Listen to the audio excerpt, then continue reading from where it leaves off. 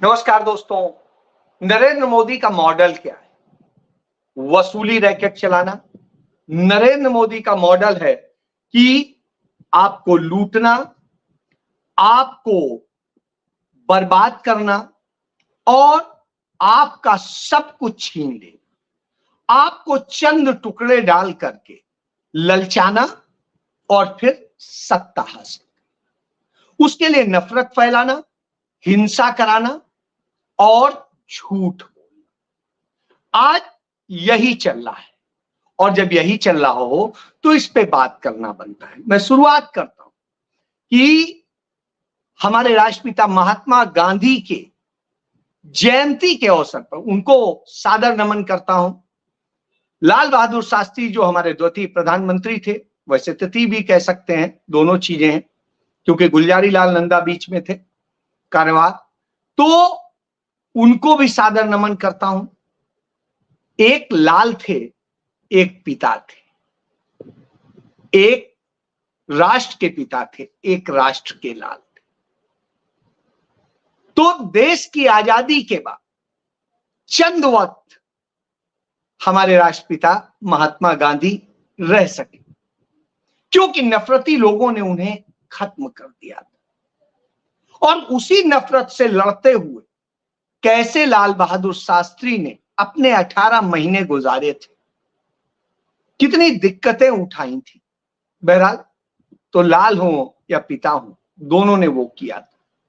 लेकिन ये नफरत फैलाने वाले उनको भी खत्म करते हैं। उनको वो दोनों जीवन में कांग्रेसी थे, कांग्रेसी ही मरे, लेकिन उनको भारतीय जनता पार्टी के लोग झूठ के नैरेटिव के आधार पे हैक करने की कोशिश करते हैं। हैक करने की कोशिश करते हैं सरदार वल्लभ भाई पटेल को, जो जन्मजात कांग्रेसी थे, मरे भी कांग्रेसी। तो यह मैं बता रहा हूं इसलिए क्योंकि ये झूठ का मॉडल है। बहरहाल इसी झूठ के मॉडल पे बात कर रहा हूं क्योंकि प्रधानमंत्री ने नरेंद्र मोदी जिसका नाम है, वो नरेंद्र मोदी कहता है कि स्वच्छता से संपन्नता के मंत्र को मजबूत करेंगे और इसके लिए गंदगी के प्रति नफरत ही हमें स्वच्छता के लिए मजबूर कर सकती है और फिर मजबूत कर सकती है। यानी यहां भी वो प्रेम का मार्ग नहीं दिखा रहे। यहां पर भी पूरे वाक्य को देखे, नकारात्मकता है, सकारात्मकता नहीं। इसी को यूं कहा जा सकता था कि हमें स्वच्छता से प्रेम करना चाहिए और स्वच्छता से प्रेम करेंगे तो गंदगी अपने आप खत्म हो जाएगी और हम मजबूर नहीं होंगे, हम स्वतः मजबूत होंगे। जब प्रेम करेंगे तो मजबूर करने वाली स्थिति नहीं होगी। लेकिन नकारात्मकता यह है कि उससे नफरत करना सिखा। यही बेसिक अंतर है कांग्रेस में और आरएसएस बीजेपी में।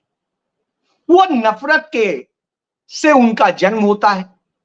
99 साल पहले जब इस संगठन का जन्म हुआ तो नफरत पर हुआ।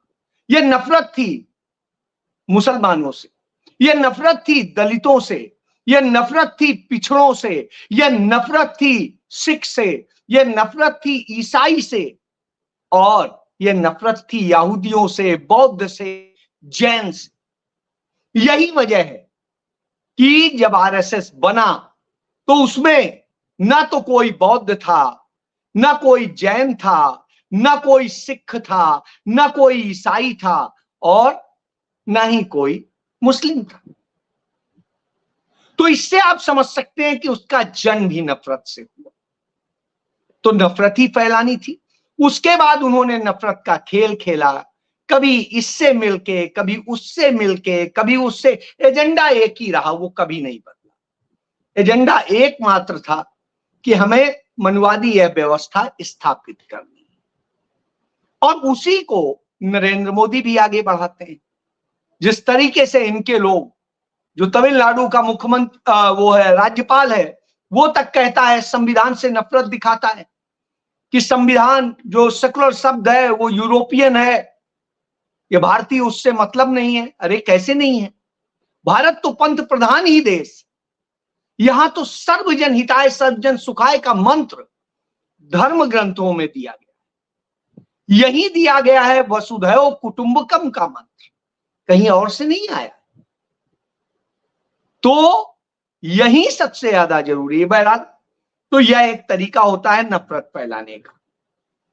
राहुल गांधी बार बार कहते हैं कि यह लोग संवैधानिक संस्थाओं पर कब्जा करते हैं, यह लोग कब्जा करते हैं जांच एजेंसियों पे, और यह लोग कब्जा करते हैं सारी और व्यवस्थाओं, और उसमें आरएसएस बीजेपी के लोग बैठा देते हैं और फिर अपने मनमानी फैसले कराते हैं, उसके कराते हैं। उदाहरण शुरू करता हूं।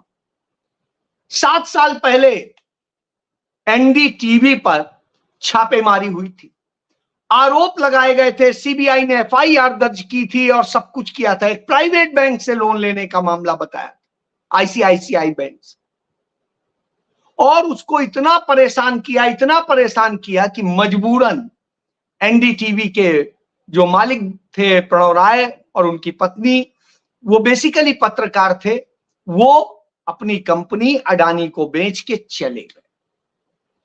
उस मामले में 7 साल बाद सीबीआई कहती है कि इसमें कुछ सबूत नहीं मिला और केस को बंद कर दिया। याद करिए उन्हें कितना परेशान किया था, कितना डिटेन करने से लेके सब कुछ किया था। आज उसमें स्वतंत्रता से जो पत्रकार काम करते थे वो बाहर कुछ और कर रहे हैं। तो पत्रकारिता को खत्म किया, उस चैनल की स्वतंत्रता को खत्म किया और वो कब्जा करा दिया अडानी का। यही बात तो राहुल गांधी बार बार बताते हैं कि कैसे मुंबई एयरपोर्ट हो, कैसे दूसरे पोर्ट्स हो, और सब जगह इस तरह से धंधा होता है। बहरहाल, मैं इसकी बात क्यों कर रहा हूं, क्योंकि यही आपको उदाहरण देता हूं कि एक जस्टिस है पंजाब हरियाणा हाई कोर्ट में, जो सुरेश्वर ठाकुर, इसने अभी हाल के दिनों में, आपको याद होगा कि मार्च के महीने में किस तरीके से इसने बरी कर दिया था उस पत्रकार की हत्या के मामले में, मेरिट के आधार पर दोषी ठहराए गए गुरमीत सिंह को उर्फ राम रहीम को।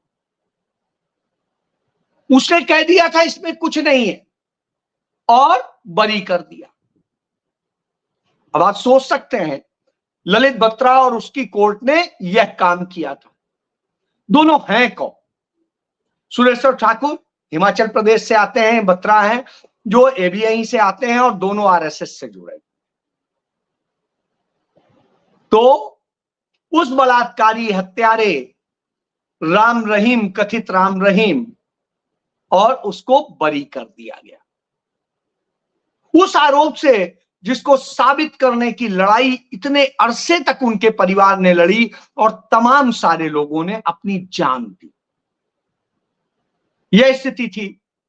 छत्रपति जो पत्रकार थे वहां सिरसा के, उनको मार डाला गया था क्योंकि उन्होंने ही वह सच निकाला था कि कैसे साध्वियों और सबके साथ में ये सारी चीजें हो रही हैं, जिसमें भी कोर्ट ने उन्हें 20 साल की सजा सुना। अब चुनाव आयोग और सब उसको बरी करके जैसे भेजते हैं, पैरोल पे भेज देते हैं, हर बार चुनाव पे भेज देते हैं, 22वीं बार भेज दिया। बहरहाल, यह तो एक होती है। दूसरा, वहीं इलेक्शन चल रहा है, इलेक्शन में प्रत्याशी है धर्म सिंह छोकर पानीपत सीट से, और वो प्रभाव रखता है आसपास की सीटों में। तो वो यदि जेल चला जाए तो उस क्षेत्र की जीटी बेल्ट की कई सीटें जीती जा सकती हैं। इसके लिए भारतीय जनता पार्टी अपने एक जो है उनका अपना आरएसएस का व्यक्ति है बीरेंद्र सिंह, जो खुद को सामाजिक कार्यकर्ता बताता है, उसकी तरफ से एक हाई कोर्ट में रिट दाखिल कराई जाती है और वो इसी जज के यहां लगती है। वह जज क्या ऑर्डर करता है कि चुनाव लड़ रहे इन धर्म सिंह छोकर को कि वो 2 तारीख को सरेंडर कर दें, नहीं तो हम ये कर देंगे वो। 2 की बजाय आप 6 कह देते, 4 दिन में कोई आफत तो नहीं आई जा रही। लेकिन जानबूझ के किया गया, क्योंकि चुनाव के वक्त आप न रहे, सारी गड़बड़ी करा दें, वो उनके बेटे, उनके पूरे परिवार को जेल में जाने की व्यवस्था, यह आदेश पारित करता है। और ऐसे दिन पारित करता है कि छुट्टी का वक्त होगा, आप कहीं पर भी रिलीफ नहीं ले सकेंगे। तो ये साजिशों का जो मैं कहता हूं दौर है, न्यो साजिशें रची जाती हैं। बहरहाल यहां पर यह होता है, उनको बरी करेगा, इनको ये करेगा। तीसरा चुनाव आयोग जैसे है, गुरमीत सिंह को पैरोल दे देगा, लेकिन सोनम वांगचुक को अवैध हिरासत में रखेगा। कागज में दिखाते हैं हमने पहले डिटेन किया, फिर कुछ घंटे बाद में हमने उन्हें रिलीज कर दिया, फिर उसके बाद कागज में हमने उन्हें शांति भंग की आशंका में डिटेन कर लिया, तो साहब उन्हें गिरफ्तार। बहरहाल इस अन्याय के खिलाफ पूरा लद्दाख खड़ा हो गया है। पूरा लद्दाख ऐसे बंद जैसे आप कल्पना नहीं कर सकते। देश के कोने में है, चाइना से टक्कर लेता है, पाकिस्तान से टक्कर लेता है, और उस लद्दाख आप यह कर रहे हैं, उनके लोगों के साथ अन्याय कर रहे हैं। तो यह सामने होता है, यह अन्याय कहीं और नहीं होता है, उस दिल्ली में होता है जो देश की राजधानी।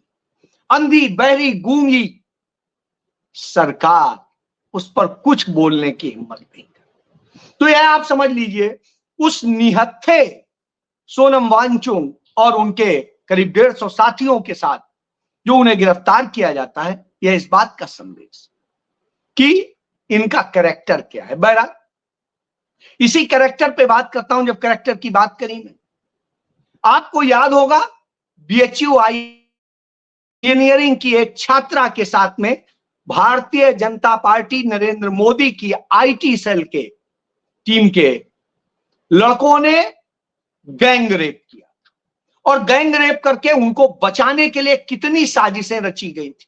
उन्हें चुनाव में भेज दिया गया और सब कुछ किया गया जिससे, लेकिन ये तो अच्छा हो यूपी के कांग्रेस के अध्यक्ष अजय राय का कि उन्होंने CCTV फुटेज और सारी चीजें अरेंज करी, और उस कारण से उसे गिरफ्तार करना पड़ा। बहरहाल अदालतें कृपा करती हैं, प्रोसिक्यूशन सपोर्ट करता है, और उन सबको बेल मिल गई, तो बेल पर छूट जाते हैं।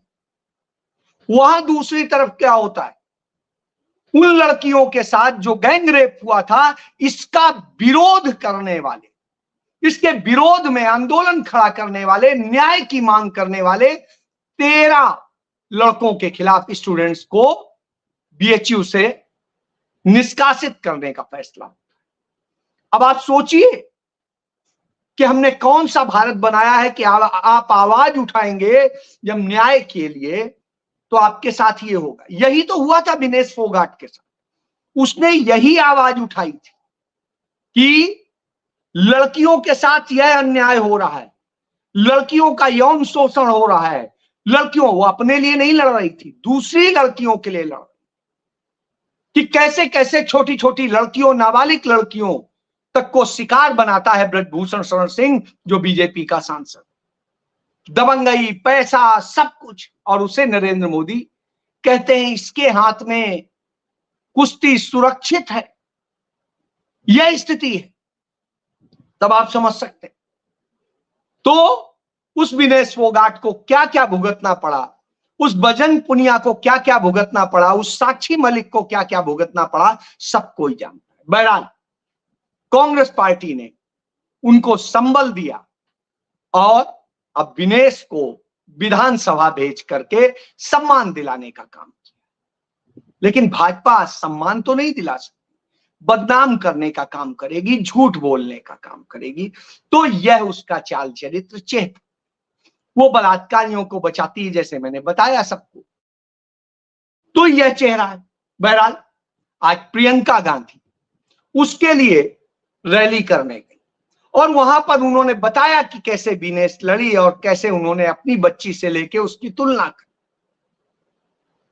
यह अपने आप में उस दर्द को बयां करता है कि बच्चे कितनी मेहनत करते हैं तब कहीं खेल पाते हैं।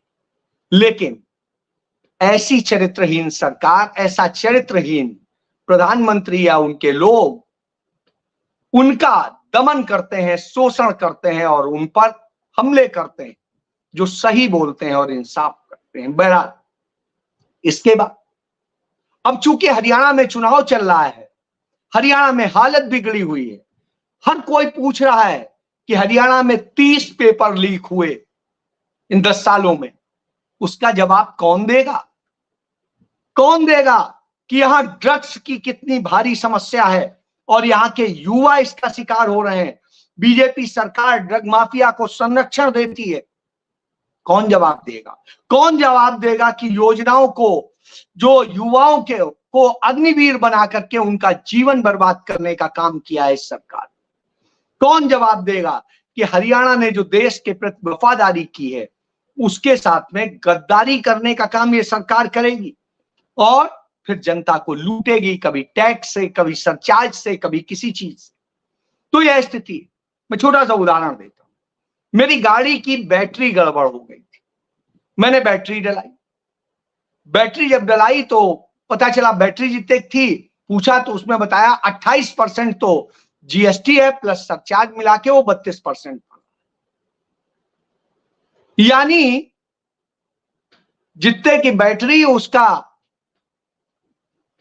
बड़ा हिस्सा नरेंद्र मोदी अपने लिए ले जा रहे हैं, क्योंकि उससे अडानी अंबानी को उन्हें पोषित करना। तो साहब आप यह समझ सकते हैं कि यह मॉडल है इनका। तो जब यह मॉडल होता है तो निश्चित रूप से तब हमें आता है कि आखिर ये क्या स्थिति बनाती है। जो सच बोलेगा, सोनम वांगचुक सच बोले, सही बात बोल रहे हैं, कैसे शोषण हो रहा है, कैसे अडानी अंबानी को वहां की भूमियों पे कब्जा कराया जा रहा है, तो उनको जेल में डाल देंगे। वो क्या करने गए? सिर्फ गांधी जी की समाधि पर बैठ करके एक दिन का अनशन करने गए थे, उसके बाद अपना मेमोरेंडम देना था, चले आना।